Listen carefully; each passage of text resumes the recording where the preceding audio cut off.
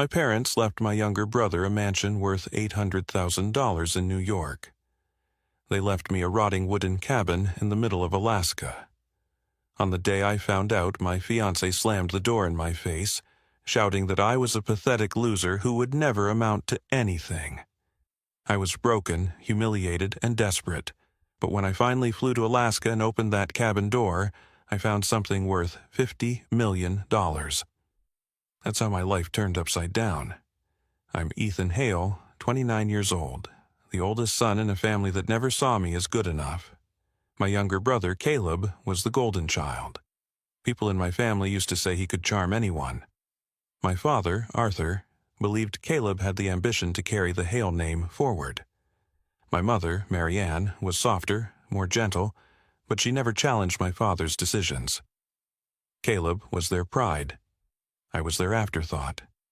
Rachel Moore, the woman I thought I was going to marry, didn't hide how she saw me either. We had been engaged for a year, and I believed we were building a life together. The truth is, she was only waiting for me to catch up to my brother's success. When she learned about the will, she didn't just leave, she spat venom into my chest that I'll never forget. And that's where my story begins. The moment I lost everything I thought I had, and the moment I was forced to step into something I never expected. When I was growing up, I always knew I was the background character in my own family. Caleb, my younger brother, was the shining star. If he wanted something, my parents found a way to give it to him. If I asked for the same thing, the answer was that it wasn't practical, or that I needed to work harder. Our father, Arthur, was a man who believed life was a battlefield. He had this idea that one son had the strength to lead, and the other needed to toughen up. My mother, Marianne, was kind and affectionate when we were alone, but in front of my father, she was quiet, always supporting his choices. Caleb played varsity soccer, and my father was at every game, yelling from the sidelines, proud as if he had raised a champion. I remember once bringing home a short story I had written in high school. My teacher had called it exceptional. I placed it on the dinner table, waiting for recognition. My father barely glanced at it before turning to Caleb to ask about his goals for the next soccer season. That moment stuck with me, the way silence feels louder than words. As an adult, the same dynamic continued. Caleb thrived. He became a financial consultant in New York City, driving expensive cars, living in luxury apartments, taking weekend trips to Europe. He always had a new watch or a new suit, and people praised him for his confidence. I worked hard too, but in jobs that barely covered rent and bills. I tried to be proud of him, but I could never shake the shadow he cast over me. Rachel came into my life 3 years ago, and at first she felt like a lifeline. She was beautiful, ambitious, and full of energy. She told me she loved how different I was from the men she usually dated. She said I had a soul and a heart, and for a while I believed her. But as time went on, her words changed. She began comparing me to Caleb, asking why I couldn't dress like him, why I couldn't aim higher, why I couldn't fight harder to succeed. At dinners, she would lean across the table and say things like, "Ethan, I just don't understand how you're content with this small life. Don't you want more? Don't you want to be somebody?" I told her I was trying. I told her not everything could be measured by money or status. She would roll her eyes and say, "Tell that to the landlord when rent is due." Then came the phone call that changed everything. Our family lawyer contacted us about the will. My parents had passed within months of each other. First, my father from a stroke, then my mother after her health declined. I was still reeling from the loss, still trying to process grief. Caleb and I were both asked to meet at the office to go over their estate. Walking into that office, I held on to a sliver of hope. Maybe, just maybe, they had left something meaningful for me. Maybe my mother had fought for me in the end. Caleb strolled in like it was a business meeting, shaking hands with the attorney and laughing as though it was already decided in his favor. When the will was read, it felt like a hammer smashing against my chest. Caleb received a mansion in New York, valued at over $800,000, along with a majority of their financial assets. I received the deed to a remote cabin in Alaska. That was it. No explanation, no balance.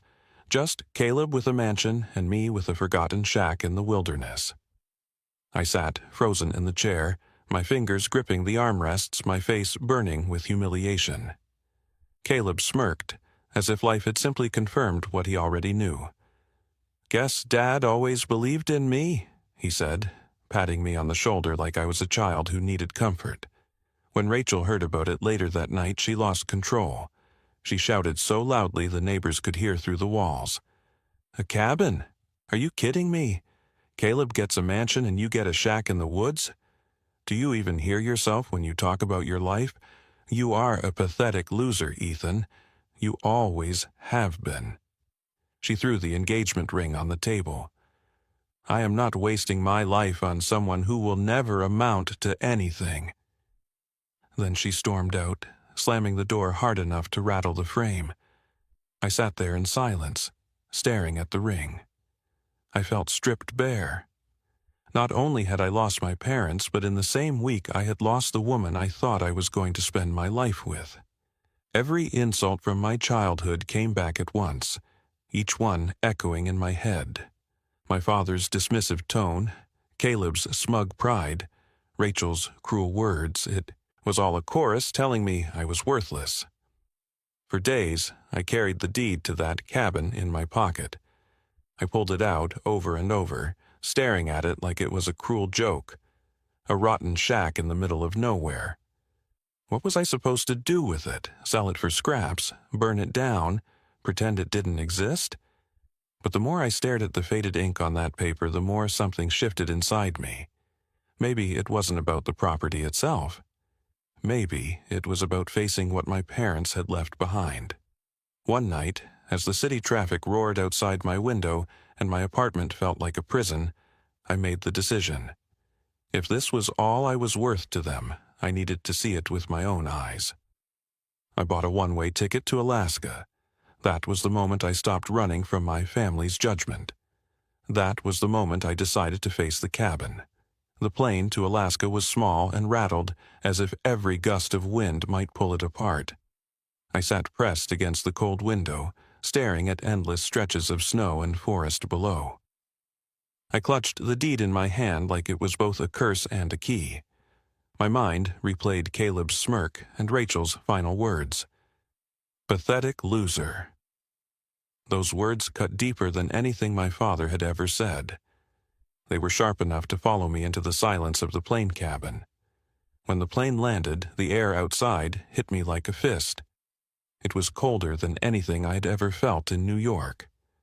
The ground was blanketed with snow that crunched under my boots, and the sky was an unbroken gray.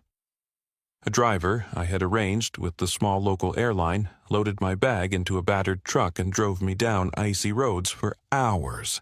We passed nothing but forest, frozen rivers, and the occasional old wooden house that looked abandoned. Finally, the driver pulled up to the end of a narrow road and pointed ahead. "That's as far as I can take you. The rest is on foot. Cabin should be about a mile that way." I paid him, slung my bag over my shoulder, and started walking. The cold bit into my skin through my gloves. Each step crunched in the snow, and the silence of the woods was heavy. There were no cars, no people, no city noises, only my own breath and the sound of boots against snow. When I finally saw the cabin, my heart sank. It looked worse than I had imagined. The porch was sagging, one of the windows was broken, and the wood on the outside was blackened and cracked from years of rot. The roof looked like it could cave in at any moment. I laughed once, bitter and short, because this was exactly the kind of inheritance you would leave to someone you didn't care about. I dropped my bag on the porch and pushed the door open. The hinges screamed as if the house itself was angry about being disturbed. Inside, the air was thick with dust. Broken furniture was scattered across the floor. The smell of mold and old wood stung my nose. I walked through the rooms, each one worse than the last. The kitchen sink had rusted through. The floorboards creaked like they were ready to snap under my weight. A family of mice had chewed through what once might have been a couch. I sat down on a chair that looked sturdy enough and buried my face in my hands. "This is what they thought of me," I said aloud, my voice echoing in the empty cabin. "This is all I'm worth." I wanted to call Caleb right then, just to hear his voice gloat over the phone. I wanted to shout at him, to ask why our parents thought he deserved everything while I got nothing but a ruin. But I knew what he would say. He would laugh, tell me Dad was right, that I never had the drive, that I was always destined to be the leftover son. The truth hurt worse than the cold outside. That night, I unrolled my sleeping bag in the corner of the least broken room. As I lay there in the dark, I thought about Rachel. Her face, her voice, the way she had once held my hand and told me she believed in me. Then her words from that last night came back, pounding in my head like hammers. "Pathetic loser." She had said it with such venom that I could still hear it over the howling wind outside. Sleep did not come easily. Every creak of the old cabin made me wonder if the roof would collapse over me. Every gust of wind made the broken window rattle like bones. I pulled the sleeping bag tighter around me and stared at the shadows on the ceiling, wondering if I had made the biggest mistake of my life. The next morning, I woke to silence. The fire I had tried to build in the fireplace had burned out, and the cold had seeped into my bones. I stumbled outside, watching my breath cloud the air, and stared at the trees surrounding me. The cabin was isolated. There were no neighbors, no one who would hear me if I shouted. I had never felt so completely cut off from the world. For a moment, I thought about leaving, selling the land to the first buyer I could find, taking whatever money I could scrape together and disappearing back into New York.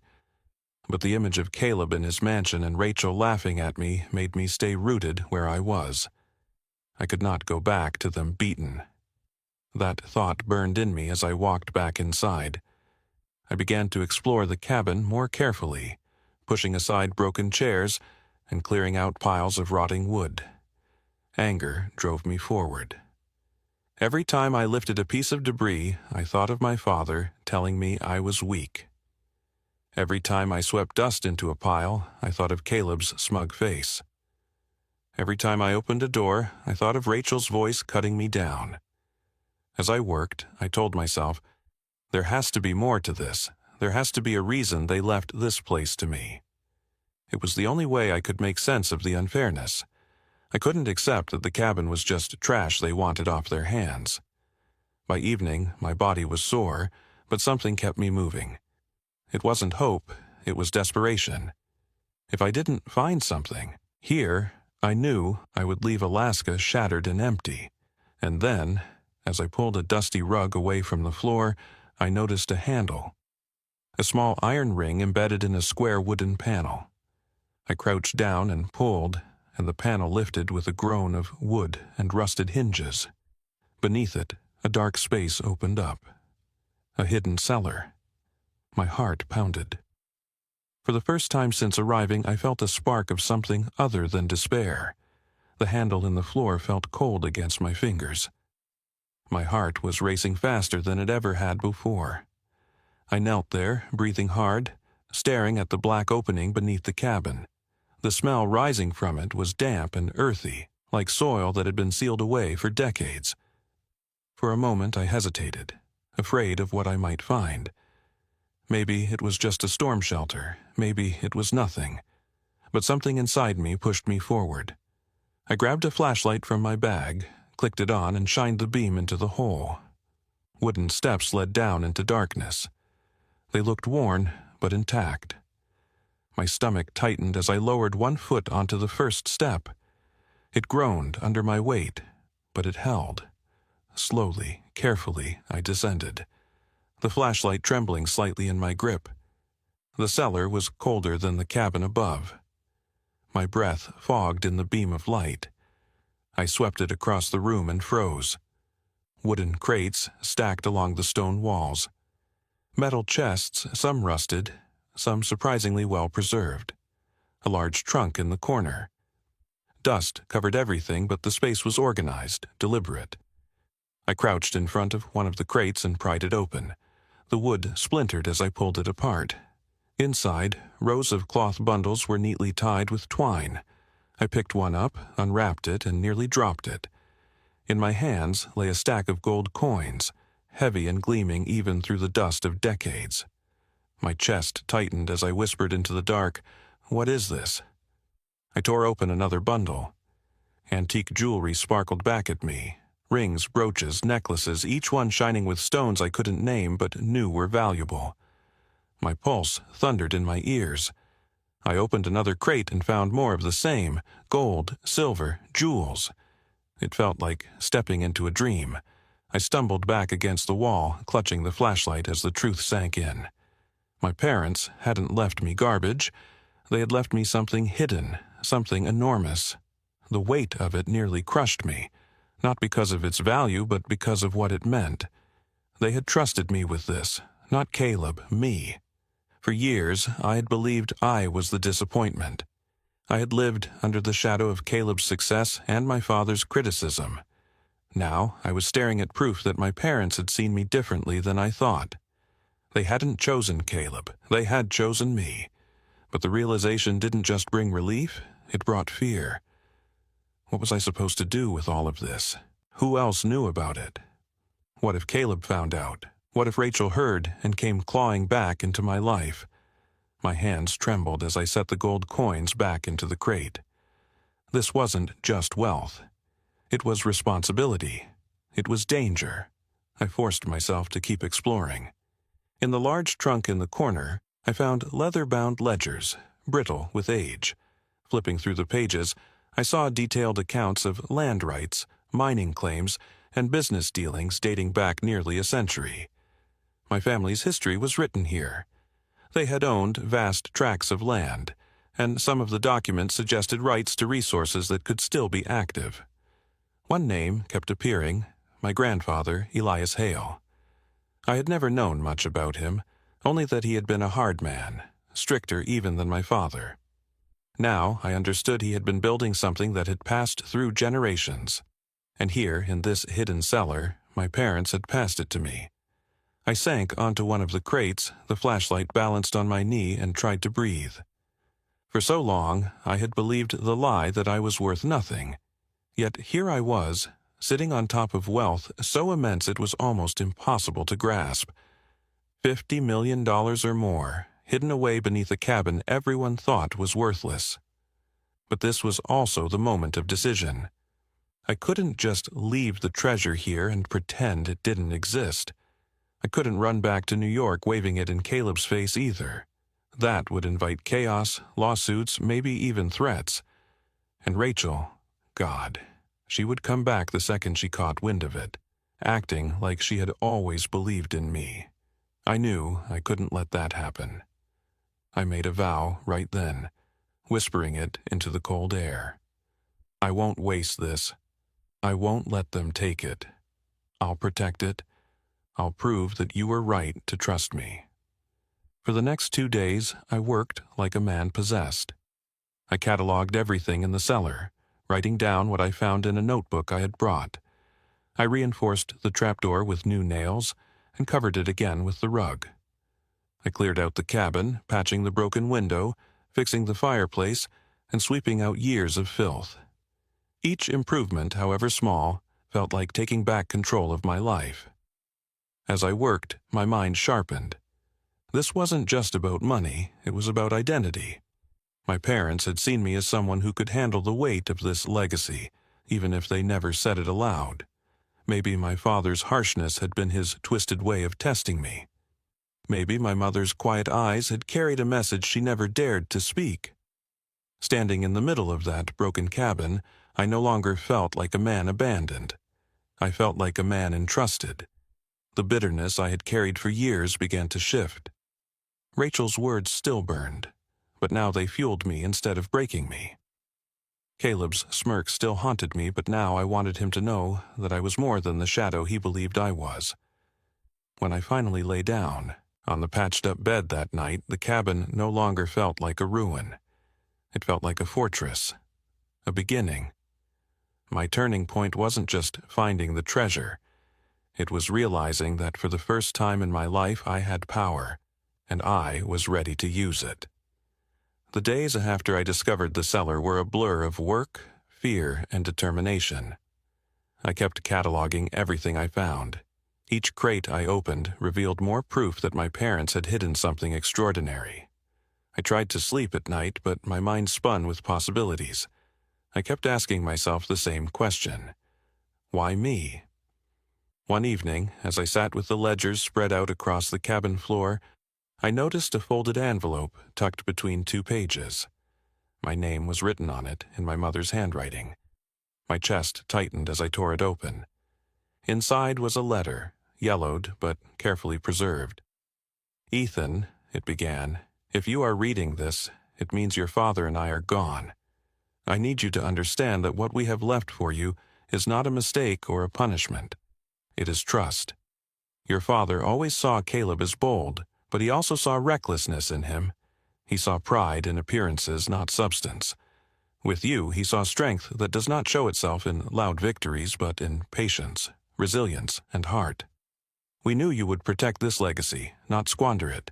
Please forgive us for the way it may have seemed. We love you, your mother." The words blurred as tears filled my eyes. For years, I had believed my parents thought I was worthless. For years, I had carried their silence as proof that they never believed in me. And now, in my hands, I held proof that I had been wrong. They had believed in me all along. They just had a different way of showing it.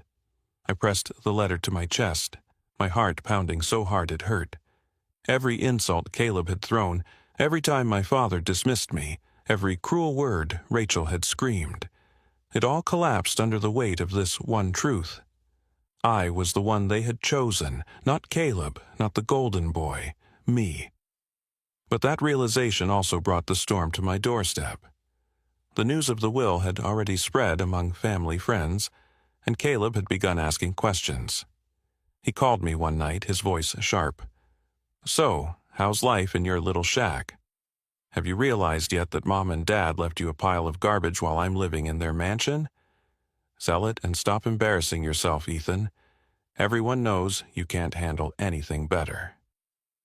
I wanted to tell him the truth, to shout into the phone that the cabin was worth more than everything he had combined, but I held my tongue. "I'm managing," I said instead. My voice was steady, but inside, fire roared. Caleb thought he had won, and part of me wanted him to keep thinking that. Rachel, too, came sniffing around. She sent me a message weeks after leaving. "Ethan, I've been thinking. I overreacted. I miss you. Maybe we could talk about things again." I stared at the screen, the memory of her voice calling me pathetic echoing in my mind. For a moment, I considered responding, but then I deleted the message without a word. She hadn't missed me. She had heard whispers about money, and she wanted a piece. I turned back to the cellar. I pulled out more documents and realized the scale of what I had inherited. My grandfather had staked claims in Alaska's land during the early days of resource exploration. Rights to timber, mineral deposits, and even oil were still active. The gold and jewels alone were worth tens of millions, but the land rights made it potentially far more. It hit me then. My parents hadn't just left me wealth. They had left me a future, a way to rise, not through someone else's approval, but through my own decisions. This was more than an inheritance. It was a second chance. That night, I built a fire in the cabin and sat in front of it with the letter from my mother resting on my lap. The flames crackled, and the shadows danced across the walls. I spoke out loud as if my parents were in the room. "I'll protect this. I'll make it grow. You trusted me, and I won't fail you." For the first time in years, I felt whole. The cabin was no longer a symbol of rejection. It was proof of trust, responsibility, and purpose. The bitterness that had poisoned me began to fade. I wasn't living for Caleb's approval. I wasn't bending to Rachel's insults. I wasn't drowning under my father's shadow. I was standing on my own ground, holding my own legacy. The climax of my story wasn't just the discovery of wealth beneath the floorboards. It was the moment I realized I had finally broken free from the chains of doubt and humiliation.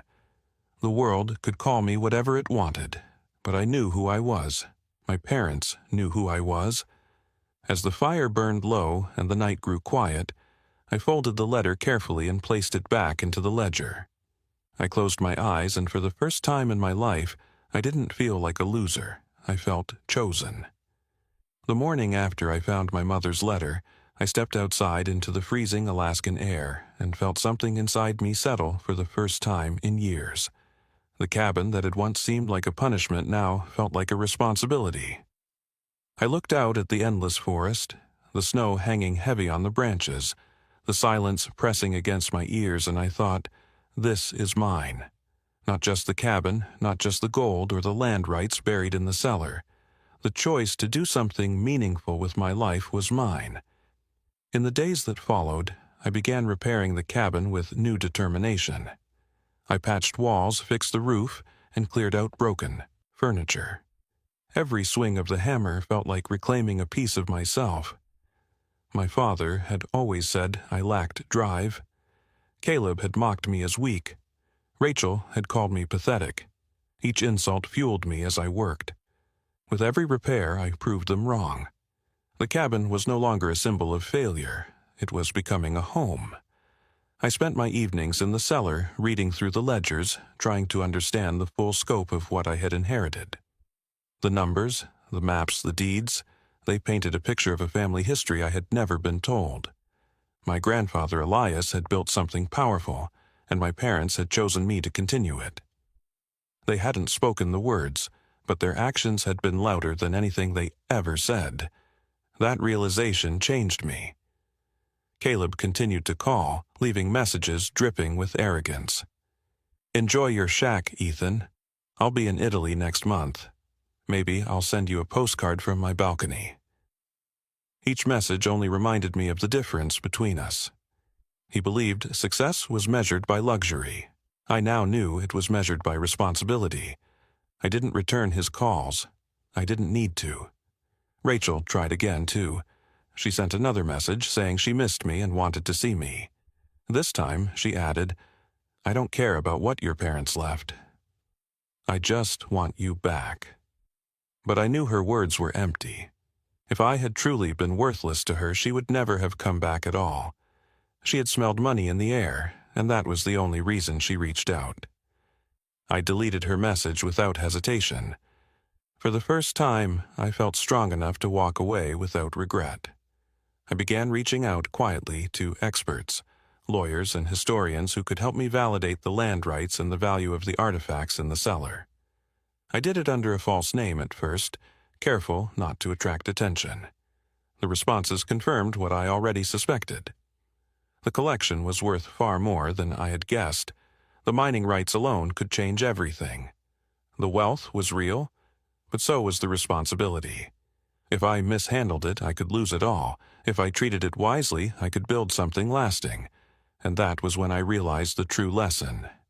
My parents had not chosen me because I was stronger or smarter than Caleb. They had chosen me because they knew I would not waste it. They knew I would carry the weight with care. Caleb had been given something he could show off, something he could flaunt to the world. I had been given something hidden, something sacred, something that required patience and humility. One night, sitting by the fire, I read my mother's letter again. Her words echoed in my head. "We knew you would protect this legacy, not squander it."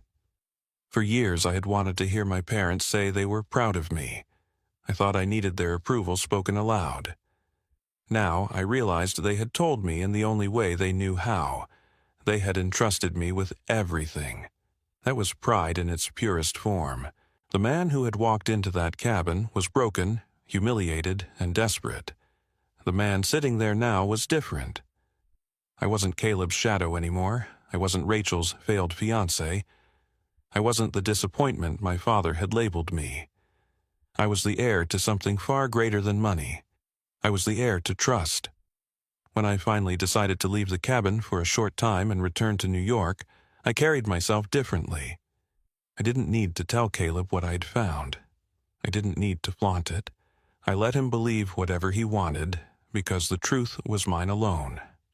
As I boarded the plane, I thought about how quickly Rachel would come back begging if she knew the truth, and I smiled to myself.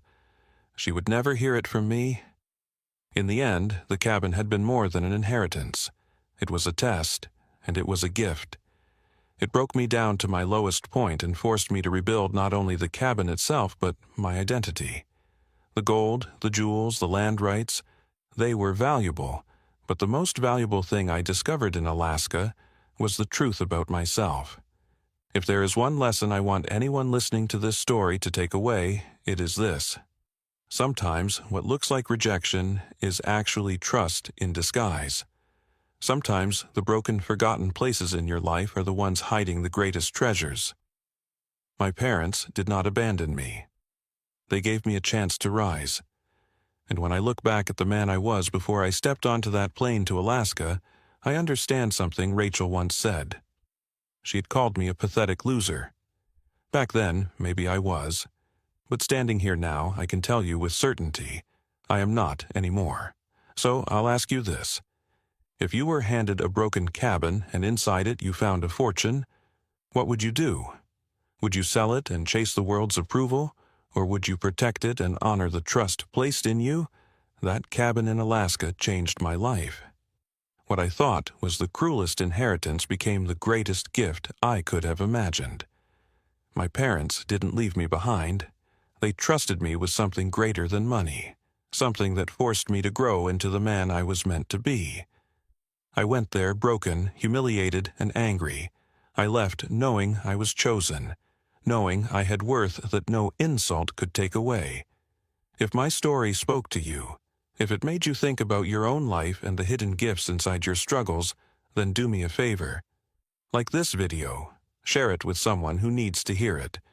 And let me know in the comments what you would have done if you were in my shoes. Would you have sold the fortune and walked away, or would you have protected it the way my parents wanted me to? And if you want more stories like this, subscribe to the channel. Every story I share is meant to remind you that even in the darkest places, there's always something worth finding.